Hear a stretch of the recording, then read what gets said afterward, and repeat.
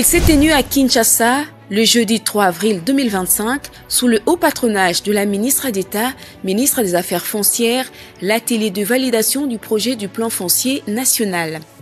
Ce projet de plan foncier national est un des livrables majeurs de la réforme foncière nationale. Cet atelier se tient dans le cadre du programme d'appui à la mise en œuvre de la réforme foncière pour la sécurisation des investissements verts, la gestion durable des forêts et la paix sociale en République démocratique du Congo, PARF 2 2024-2029.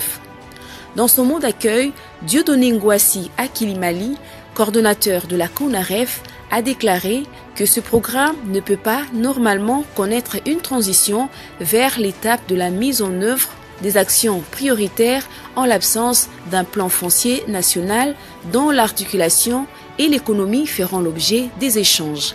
Il a ajouté qu'il s'agit là d'une meilleure opportunité à saisir pour rendre visible la réalisation des différents volets de la réforme foncière conduite sous le leadership de la ministre d'État, ministre des Affaires foncières, Akacia Bandoubola Mbongo.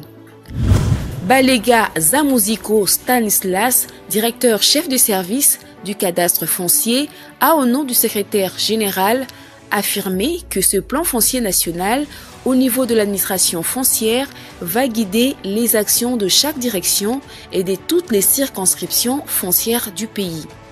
Pour lui, les agents et cadres de l'administration foncière sont fiers, sous le mandat de la ministre d'État, ministre des Affaires foncières, Akacia Bandoubola Mbongo, de voir le ministère se doter d'un outil de référence qui va désormais guider ses actions et moderniser le secteur foncier.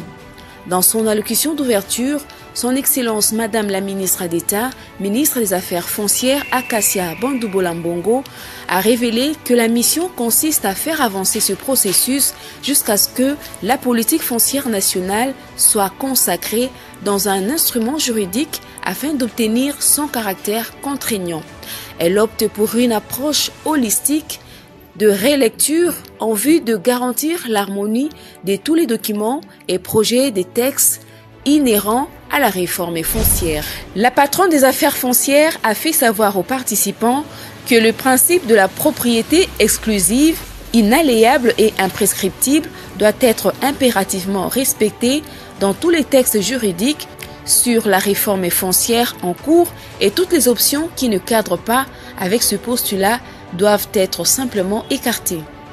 Son Excellence Madame Akacia Bandoubola Mbongo a invité les participants à s'abstenir à travers cette programmation à retenir les activités centrées ou tendant à stigmatiser et particulariser certaines communautés locales tout en martelant que tous les Congolais sont égaux devant la loi et ils bénéficient de la même protection. Elle a ajouté que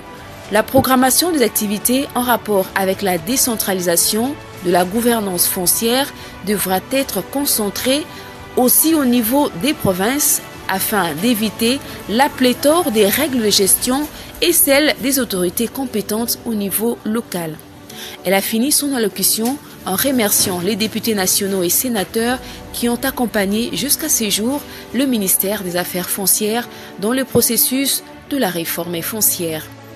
Elle a également remercié l'ONU Habitat, la FONARED et tous les bailleurs de fonds regroupés au sein de l'initiative CAFI pour leur appui technique et financier au programme d'appui à la réforme foncière. Ici de signaler que le processus d'élaboration du plan foncier national va se poursuivre cette fois-ci en interne au sein du cabinet de la ministre d'État, du secrétariat général et de la CONAREF pour compiler les contributions reçues, les traiter à travers des discussions techniques de manière à produire une version nouvelle suffisamment étoffée et consolidée qui pourra être insérée dans les circuits formels de sa validation gouvernementale.